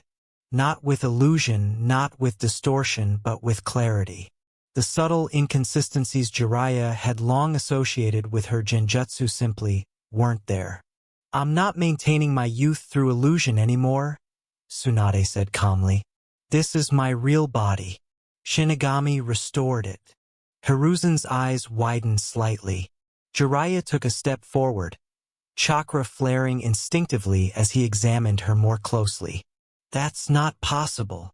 It shouldn't be, Naruto replied evenly. But it is. The Hokage leaned back slowly, the weight of the revelation settling over him like a storm cloud. A god intervening directly, Hiruzen murmured. That has consequences. Naruto met his gaze without flinching. I know. Jiraiya studied his teammate for a long moment, then sighed. You always did attract trouble bigger than yourself. Naruto smiled faintly. Some habits don't die easily. Outside the office, the village carried on, unaware that death itself had rewritten the rules. And somewhere deep in the shadows of the shinobi world, 3 men and a pair of cursed eyes remained blissfully ignorant of the promise that had been made and the hunter who had finally returned. Go on, Tsunade said coolly, a faint smirk tugging at her lips. Check again. Jiraiya scowled but complied, flaring his chakra and narrowing his senses as he scrutinized her more carefully. Hiruzen did the same, his perception sharp despite his age. Nothing. No distortion. No layered chakra. No lingering illusion. Jiraiya straightened slowly. There's no genjutsu. Exactly, Naruto said evenly. Tsunade's youth was restored, and I was brought forward from a point in time where I should have died. There is no shinobi art capable of that scale. Only a god, or in this case, a goddess. Reluctantly, the 2 men nodded. As impossible as it sounded, there was no other explanation that fit the evidence standing before them. Hiruzen exhaled. Very well. Then we'll accept this as truth. He folded his hands atop his desk. Naruto-kun, now that you've returned, what do you intend to do? Naruto didn't hesitate. I want to return to active duty as a shinobi of Konoha. Tsunade's shoulders stiffened slightly beside him, though she said nothing. They had argued quietly about this more than once over the past week. She didn't like the idea, but she understood him too well to stop him. Hiruzen smiled, a spark of old hope flickering in his eyes. I expected as much. He turned to Tsunade. And you, Tsunade-chan? I assume you'll remain in the village, but not return to the field. Yes, Tsunade replied firmly. My place is here, with my family. Good, Hiruzen said. Then I have another matter to discuss. I was hoping you might consider taking on an apprentice. Tsunade blinked. An apprentice? She thought for a moment, then nodded slowly. I suppose it's time. I can't just sit around forever, and passing on what I know isn't a bad idea. I'll need to review records first. I already have a candidate in mind, Hiruzen said. Tsunade raised an eyebrow. Who? Shizun Kato. Recognition dawned instantly. The medic who assisted me with Naruto? Yes. Tsunade considered it. I'll review her file and speak with her personally. No promises yet, but I'll consider it. Hiruzen smiled knowingly. He already had his answer. Turning back to Naruto, his expression grew serious once more. As for you, Naruto-kun, before your return is made public, you'll need to meet with the council. There will also be a sparring evaluation. That's fine, Naruto said calmly. But before that, I want time. Hiruzen studied him carefully. Time for my granddaughter, Naruto replied. Toka-chan. The room fell quiet. I know about her, Naruto learned, voice steady but heavy. And about my daughter, Kushina. Pain flickered unmistakably across his face at the sound of the name. Even Tsunade felt her chest tighten beside him. I want to know Toka, Naruto continued, before the village descends on us, before politics, before rumors. Hiruzen nodded slowly. That's reasonable. He glanced at Naruto's henge. Still active, still hiding a face that would shake the village to its core once revealed.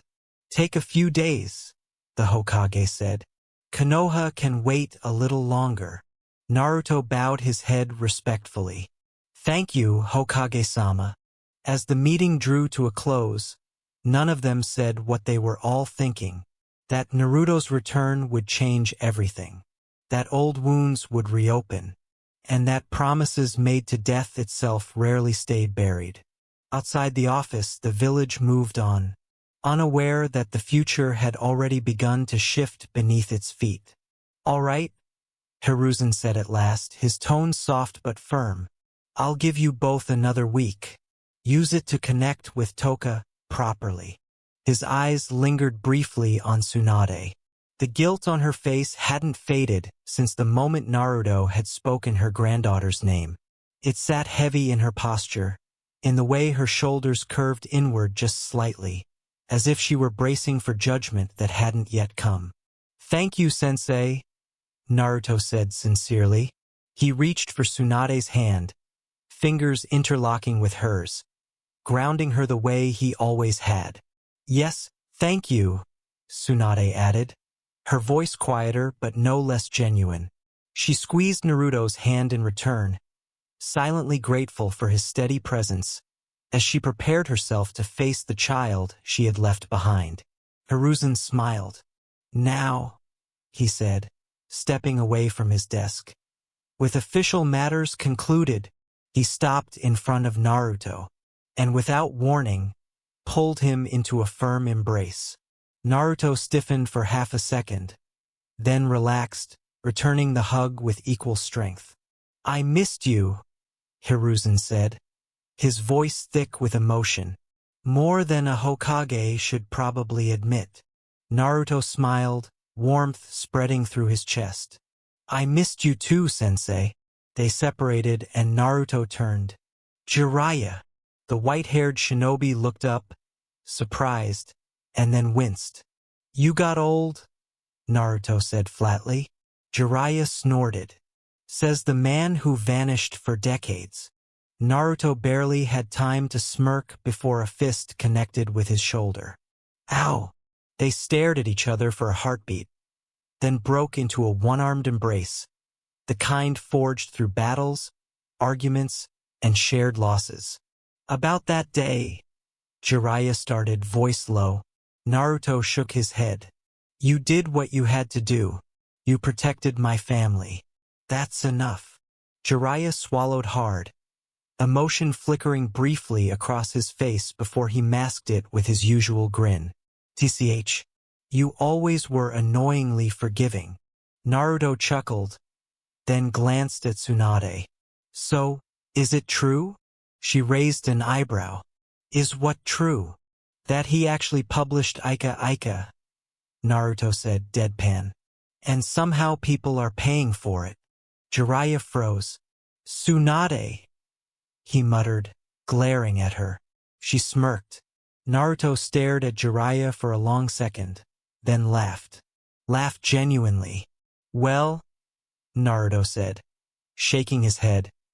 Guess I underestimated how weird the world could get without me. Jiraiya exhaled dramatically in relief. I'll take that as approval. Don't push it. They all settled into their seats, the tension easing as stories began to flow. Wars, losses, ridiculous moments, and strange changes Naruto had missed. Outside the Hokage Tower, Konoha continued on, unaware that legends were laughing together again. And somewhere in the village, a young girl with red hair and whisker marks was about to meet the grandfather she never knew, just as fate quietly began arranging the next storm. Outside the Hokage's office, Naruto let out a slow breath as Tsunade shifted again beside him. Her knee bounced, her fingers twisted together, then stilled, then started again. It was subtle, but to him it was loud. He'd seen her face enemy armies without blinking. Yet this frightened her more than any battlefield ever had. Inside the office, Hiruzen had asked them to wait. He needs to hear it from me first, the old man had said. Naruto understood why. Too many truths had been hidden from Toka for too long. Parents, bloodline, the burden sealed inside her. Naruto leaned back slightly, eyes drifting to the closed door. Please, he thought, not to any god in particular, let her understand. Inside the Hokage's office. So, Hiruzen said gently, if I seal a kunai inside a scroll, does the scroll become a kunai? Toka frowned, arms crossed as she thought it over. No, the scroll is still a scroll. The kunai's just inside it. Hiruzen smiled. Exactly. He leaned forward slightly, resting his elbows on the desk. Even when something powerful is sealed inside you, it does not change who you are. Toka tilted her head. Is this about the fox again? Hiruzen nodded. Yes. She didn't flinch. That alone told him how strong she already was. Toka-chan, he said carefully, there are things about your life that were kept from you, not because you were unworthy of the truth, but because adults sometimes believe secrecy is protection. Her eyes narrowed slightly. You mean like my parents? Hiruzen paused. Yes. The word landed heavily. You were born to people who loved you very much, he continued. People who gave everything to protect this village. And you. Toka's fingers tightened at her sides, but she stayed silent. There are two people waiting outside this office, Hiruzen said softly. And after we finish talking, you'll meet them outside the Hokage's office. You know, Naruto said lightly, breaking the silence. If you keep pacing like that, the builders are going to charge us for structural damage. Tsunade stopped mid-step and shot him a look, then sighed and sat back down. Sorry, she muttered. What if she hates us? Naruto didn't joke this time. I'm scared too, he admitted quietly. Tsunade looked at him, surprised. But, Naruto continued, sliding an arm around her shoulders, pulling her gently into his side. Whatever she feels, anger, confusion, even resentment, we'll face it together. She leaned into him, her forehead resting briefly against his shoulder. Thank you, she whispered. Naruto kissed the top of her head. No more running. No more facing things alone. The door remained closed. On the other side of it, a girl was about to learn who she was. And when that door finally opened, nothing in their lives would ever be the same again. Inside the Hokage's office. I'm the Kyuubi. Toka's voice was small, distant, like it didn't quite belong to her. Hiruzen felt something in his chest crack. No, he said firmly, stepping forward so she had no choice but to look at him. You are not the Kyuubi. You are Toka. He lifted the scroll from his desk once more, repeating the motion deliberately, unsealing the kunai, then rolling the scroll closed around empty air. The kunai does not become the scroll, he said gently. And the scroll does not become the kunai. They remain what they are, separate. Toka's hands trembled as she hugged herself. That's why they hate me, isn't it? She whispered. Because of what's inside me. Hiruzen did not lie. Yes, he admitted quietly. They fear what they don't understand. And instead of facing their fear, they put it on you. Tears finally spilled freely down her cheeks. Is that why they left? She asked, looking up at him desperately. My parents. Because I'm a Jinchuriki? The word sounded heavy in her mouth, like something sharp she didn't quite know how to hold. Hiruzen's heart sank. No, he said immediately. They did not leave you. Toka shook her head, wiping her face roughly with her sleeves. Someone told me they did.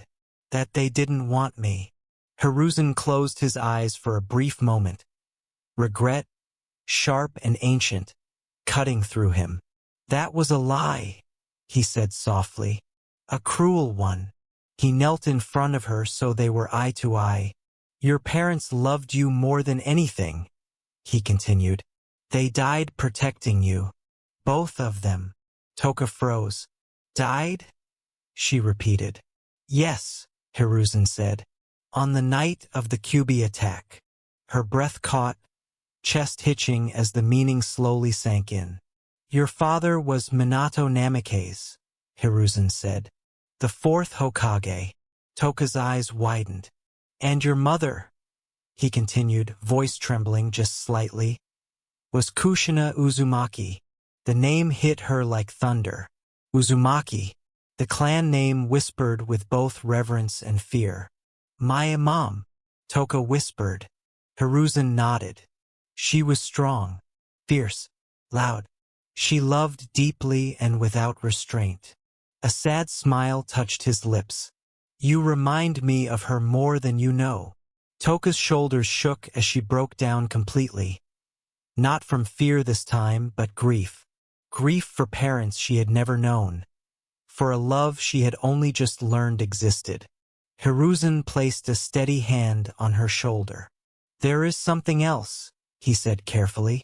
Two people who should have been part of your life are here now. She looked up at him, confused through tears. Who? Hiruzen stood and turned toward the door. Your grandparents. Outside the Hokage's office. Naruto felt it before he heard anything. A shift, a heaviness, like the air itself had tightened. Tsunade's fingers dug into his sleeve unconsciously. Then, the door opened. Toka stood there, eyes red and swollen, face streaked with tears, but very much awake, very much seeing. Her gaze moved past Hiruzen, past the office, and landed on them. The world seemed to stop. Naruto's breath hitched painfully as he took in the girl properly. Red hair catching the light, whisker marks faint but unmistakable, chakra singing in a frequency that felt achingly familiar. My blood, he realized. My family. Tsunade took an unsteady step forward, her voice barely holding together. Toka-chan. The girl flinched. Gigi said. Toka started, her voice shaking. That you're my grandparents. Naruto knelt slowly, lowering himself to her level, hands open, non-threatening. Yes, he said gently. If you'll let us be. Silence stretched, fragile as glass. Then Toka whispered the question that mattered most. Did you know my parents? Naruto swallowed hard. Yes, he said. Very, very well. Something in his voice, honest, aching, broke the last of her resistance. She ran forward, not to Tsunade, not to Hiruzen, straight into Naruto's arms. He caught her instinctively, holding her as she cried into his chest, years of loneliness pouring out all at once. Tsunade covered her mouth, tears streaming freely as she watched the family she had thought lost forever begin to mend. Slowly, painfully, but truly. And for the first time since the night the Kyuubi roared, the Uzumaki, Senju line stood together again. Fragile, imperfect, and alive. My father was the fourth Hokage? Toka's voice rang through the office, disbelief and awe colliding as she stared at Hiruzen with wide violet eyes. Yes, Hiruzen confirmed warmly, a soft chuckle escaping him. Minato Namikaze was your father, and your mother, Kushina Uzumaki, was one of the bravest kunoichi I've ever known. They loved you deeply, Toka-chan. Everything they did so you could live. The words shattered something heavy inside her. Toka didn't stop the tears this time. She let them fall, bright and unstoppable. For years she had believed she had been unwanted, that she had been left behind because she was broken. But now the truth rewrote every cruel whisper, every hateful glance. They didn't abandon me. They chose me. Her chest felt light, almost floating, as pride rushed in behind the grief. The fourth Hokage, her father, Kushina Uzumaki, her mother, names that carried strength, love, and sacrifice. Toka, Hiruzen said gently, bringing her back from her racing thoughts. There's something else you should know. She sniffed, wiping her eyes with her sleeve. What is it, Gigi? There are people I'd like you to meet, he said. People who should have been part of your life. Her breath caught. People? Yes, Hiruzen replied. Your grandfather and your grandmother. The words echoed. Grandfather, grandmother, she repeated softly, stunned. They're waiting outside, Hiruzen began. And before you meet them, you may have questions. The chair scraped back. The door slammed open. Toka! Hiruzen shouted, already rising. But the girl was gone. Red hair flashing as she sprinted down the hall without a second thought. Outside the office, Naruto barely had time to react. One moment he and Tsunade were standing together, nerves coiled tight between them. And the next, a small body crashed into them with the force of pure emotion. Tsunade gasped softly as arms wrapped around her waist. Naruto froze, then instinct took over. They knelt together as Toka clung to them, sobbing openly, as if afraid they might disappear if she let go. Bachan, she choked. Oh, Jizen! The words shattered Tsunade. She dropped to her knees fully, arms trembling as she wrapped them around the girl she had left behind, now holding her as if she would never let go again. Naruto's henge shimmered faintly but held as he drew them both in, one hand resting protectively on Toka's back, the other steadying Tsunade as her composure finally broke. We're here, Naruto said softly, voice thick with emotion. We're not going anywhere. Toka pressed her face into Tsunade's shoulder, clutching her clothes with desperate strength. I'm not alone anymore, she whispered, more to herself than anyone else. Hiruzen stopped a few steps away, watching quietly. For the first time since the night the QB was sealed, the echoes of loss eased just a little. Not erased, not forgotten, but answered. And in that hallway outside the Hokage's office, 3 generations of a shattered family held onto one another. Not as legends, not as burdens, but simply as family. Tsunade smiled softly as she stood beside the bed, watching the steady rise and fall of Toka's chest. So much red hair, so much Uzumaki chaos. Carefully, she reached out and brushed a stray lock away from the girl's face, her touch light, almost reverent. Toka mumbled something incoherent in her sleep, brow scrunching for a brief moment before relaxing again. The drool trail only grew longer. Tsunade covered her mouth to stifle a laugh.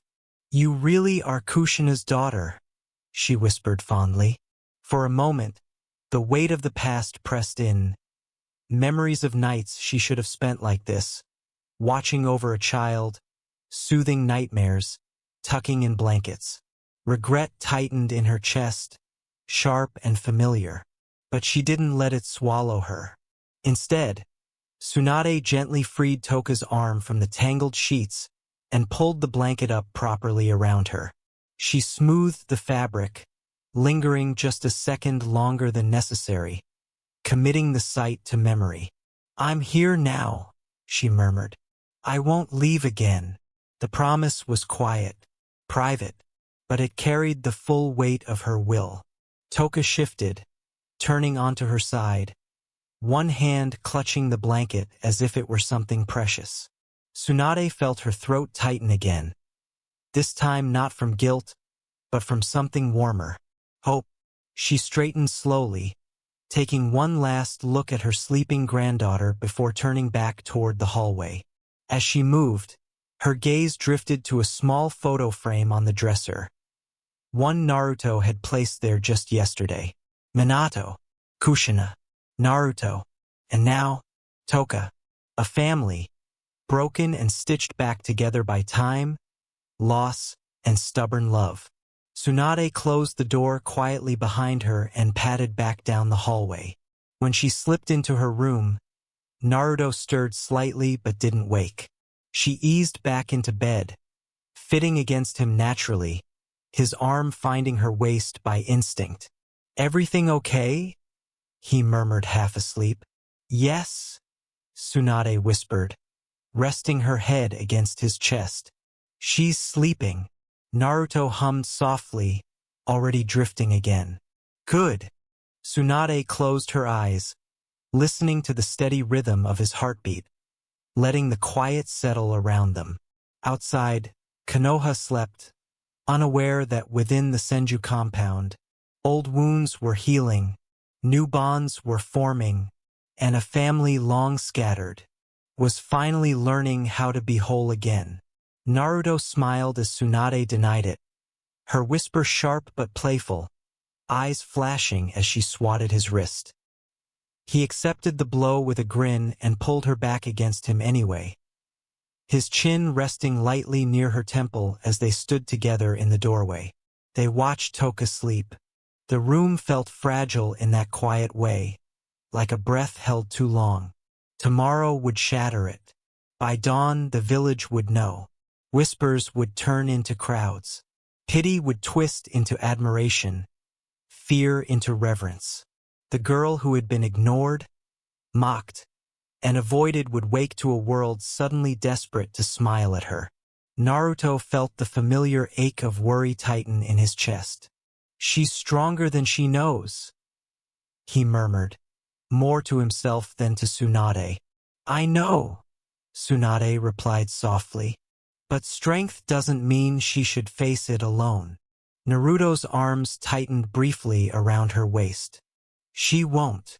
They had tried to prepare Toka, spoken carefully, choosing words that wouldn't overwhelm her. They had warned her about attention, about people who would pretend they'd always cared. But no amount of preparation could truly soften a transformation like this. From invisible to indispensable, from pariah to legacy, Naruto exhaled slowly and gave Tsunade a gentle tug. A silent reminder that rest mattered too, that tomorrow would demand more than resolve. She nodded. Before leaving, Tsunade stepped forward and pressed a tender kiss to Toka's forehead. The girl shifted, mumbling something unintelligible, one hand curling instinctively as if grasping at a dream. Tsunade smiled through the tightness in her chest. "We're here," she whispered. "Always." Naruto waited by the door, watching them both with quiet reverence. When Tsunade returned to his side, their eyes met. No words needed. They shared a vow older than grief and stronger than fear. Together they closed the door. Down the hallway, the night settled back into place. Naruto's arm slid naturally around Tsunade's shoulders as they walked, steps unhurried, hearts steady. Tomorrow would test them. Tomorrow would test her. But tonight, in the stillness of the Senju compound, love stood watch, patient, stubborn, and unyielding. Uchiha compound. Morning light filtered weakly through the paper screens, doing little to warm the atmosphere at the table. "Morning, Sasuke-chan." "Morning, Fugaku." Mikoto Uchiha said quietly as she placed the breakfast plates down. Neither truly acknowledged her. "Sasuke," Fugaku Uchiha said flatly, eyes fixed on his son. "There is a girl in your class, Toka Uzumaki. You will befriend her." Mikoto's hand stilled for half a second. Toka Uzumaki. She knew the name. Everyone did, at least in whispers. "Hi, Tusama," Sasuke Uchiha replied, irritation flickering briefly across his face before disappearing behind obedience. He didn't look at his mother as he ate. Good, Fugaku thought. The girl's position was changing. If rumors were true, she would soon become untouchable, valuable. And value was something the Uchiha could no longer afford to ignore. "Mikoto," Fugaku continued, finally turning his attention toward her. You will attend today's council meeting on behalf of the clan. It wasn't a request. Makoto nodded slowly. What time is it? No answer. Fugaku. She tried again, firmer. What time? His glare cut her off like a blade. I don't appreciate that tone, he said coldly. Then he stood, leaving his half-eaten meal behind, and walked out without another word. The room felt smaller once he was gone. Makoto stared at his abandoned plate, her fingers tightening around the edge of the table. For years she had swallowed moments like this, excused them, endured them for Sasuke's sake, told herself that silence was strength. It wasn't. It was surrender.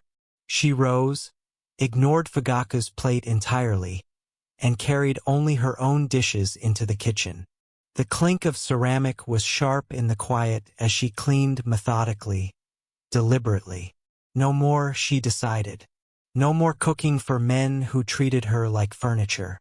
No more cleaning up after resentment and entitlement. No more pretending this was a family.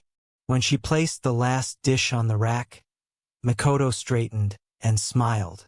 It was a small smile, but it carried resolve. If Fugaku wanted to play politics, if he wanted to use children as tools, then she would stop being silent. There are other ways to protect my son, she whispered to herself, ways Fugaku hadn't considered. Turning toward the door, Makoto made her decision. Before any council meeting, before any schemes took root, she would speak to Hiruzen Sarutobi. And this time she would not leave unheard. Senju compound. Toka stared at her reflection longer than she meant to.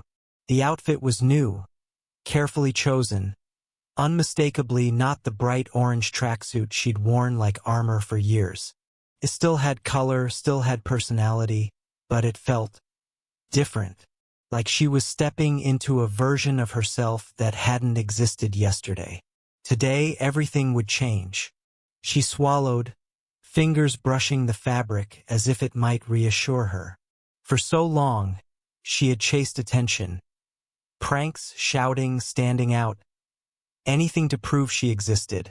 And now the village would look at her whether she wanted it or not. Uzumaki, Senju, the fourth Hokage's blood. The Kyuubi's Jinchuriki. On one hand, it thrilled her. She wasn't nobody anymore. She wasn't just the loud dead last people ignored or mocked. But on the other, Toka's smile faded just a little. Attention came with expectations. Heavy ones. People would expect strength, genius, greatness. They'd look at her and see Minato, Kushina, Naruto, Tsunade. Legends stacked so high she wondered how she was supposed to reach them. What if I can't? What if I mess up? What if they regret choosing me? The thought made her chest tighten. Then she remembered warm hands ruffling her hair. A steady voice telling her she wasn't alone. A fierce hug that said you're ours without needing words. Toka straightened. I won't fail, she muttered to herself, a grin creeping back onto her face. I've got the best teachers ever. And she meant it. Toka-chan. Tsunade called from outside her door. Hurry up or you'll be late. Toka snorted, already moving. I'm coming, Bachan. She swung the door open, nearly colliding with Tsunade, who had her arms crossed and a familiar vein twitching in her forehead. Don't call me that with that tone, Tsunade warned. Toka just laughed. Behind Tsunade, Naruto Uzumaki leaned against the wall, arms folded, watching his granddaughter with quiet pride. Ready? He asked. Toka nodded, nerves settling into something sharper. Determination. Yeah, she said. Let's go. As they stepped out together into the morning light, Toka felt it clearly for the first time. She wasn't walking into the village alone anymore. And whatever today brought, stares, whispers, expectations, she would face it as a Senju, as an Uzumaki, and as someone who finally knew she was loved. Hiruzen exhaled slowly, pipe unlit between his fingers as his gaze swept across the chamber. The divide was obvious. On the shinobi side, tension simmered just below the surface. Faces were tight, postures rigid, some openly hostile. Only Shikaku Nara appeared relaxed, chin resting in his palm, eyes half-lidded as if the entire affair bored him. The civilian council, by contrast, seemed almost comfortable. A few murmured among themselves, others sat patiently, unbothered by the delay. They still clung to the illusion that the Uchiha remained intact, loyal and influential. "Hokage-sama," Hayashi Hyuga said at last, his voice controlled but sharp. "We have waited long enough. Perhaps we should proceed without Fugaku-san." A murmur of agreement rippled through the shinobi side. "We cannot," protested Genko, leaning forward. "Uchiha-sama holds a seat. Without him, this meeting is invalid." "He's right," Shikaka drawled, earning several dark looks. "Rules are rules. No Hokage, no full council, no decisions." Hiruzen nodded once. He knew Shikaka disapproved, had from the beginning. The Nara head had warned him that stripping the Uchiha of recognition without a long-term plan would only plant seeds for future disaster. And Hiruzen also knew he wasn't wrong. But Fugaku Uchiha was not an innocent bystander. Had Sasuke alone survived, the clan's privileges would have remained intact. But Fugaku had been the spearhead, the will behind the coup. Letting him walk free, unchanged, would have betrayed every shinobi who died preventing civil war. For now, the revoked rights would stand. "Hak!"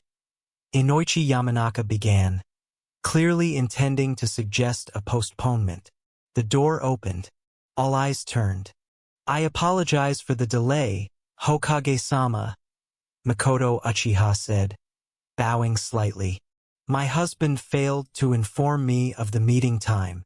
It was a lie." Hiruzen caught it instantly.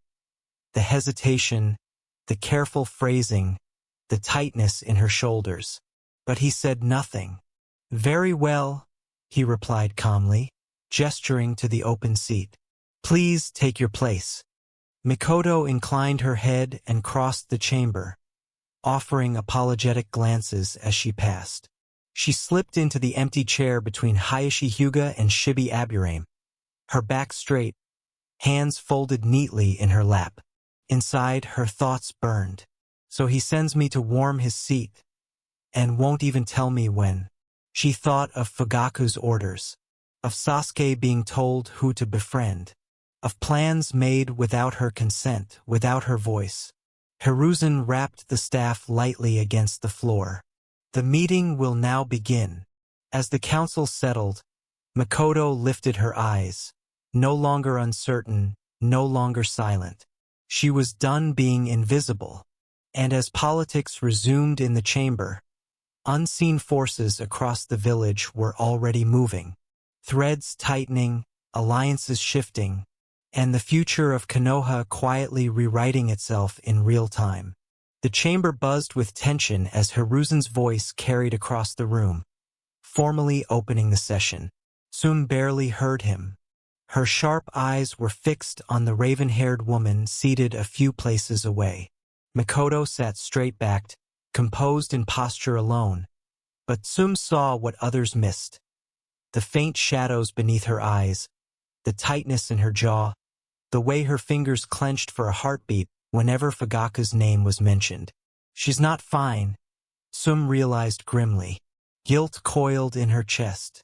She remembered the door she had slammed, the hurt in Makoto's voice, the years of friendship she had severed with a single sentence spoken in anger and fear for her children. At the time, it had felt righteous, necessary. Now, watching Makoto sit alone among people who barely tolerated her existence, Sum wondered if she had only made things worse. Later, she told herself firmly, "Think about it later." A sudden wave of gasps rippled through the chamber. Sum's attention snapped forward. Her breath caught. Standing near the Hokage's dais was a man who looked like he had stepped out of legend itself. Tall, broad-shouldered, wrapped in black senju armor that bore the marks of old battles and authority alike. Wild red hair spilled down his back like living flame, framing a face that was sharp, battle-hardened, and undeniably powerful. Naruto Uzumaki Senju. The name alone sent a flush creeping up Tsume's neck as heat spread embarrassingly across her cheeks. She wasn't alone. She could feel it in the room. Shock, awe, disbelief, and something far more dangerous. Hope. Makoto felt it too. She had been staring before she even realized it, her breath shallow as her eyes traced the man's silhouette. There was strength there, raw, unmistakable, but also something steady beneath it, something protective. Then his gaze shifted. For the briefest moment, violet eyes met hers. Makoto's heart skipped violently. There was no hunger in that look, no judgment, just awareness, calm, heavy, absolute. The kind of presence that didn't need to raise its voice to command a room. Her cheeks burned as she looked away, mortified. Idiot, she scolded herself internally. Hokage-sama, the man said, voice deep and respectful, turning his full attention toward the old leader. Naruto-kun, Hiruzen replied warmly. The words hit Makoto like a kunai to the chest. Naruto. Realization crashed down hard and merciless. Not just a legend, not just a hero, but Kushina's husband, Toka's grandfather, a man who had been dead. Makoto's fingers curled into her sleeve as she forced herself to breathe evenly, shame washing over her for the thoughts she'd had only seconds earlier. Across the chamber, Tsume noticed the shift in Makoto's posture. The way her shoulders tensed, the flicker of emotion she tried to bury. Tsume's jaw tightened. This meeting, she realized grimly, is going to change everything. And as Naruto stood beside the Hokage, alive, unbroken, and watching the council with eyes that had clearly seen death itself, every person in that chamber felt the same truth settle in their bones. Konoha's balance had just shifted, and there would be no going back. That's all for now. If you enjoy them, please like, share, and do comment.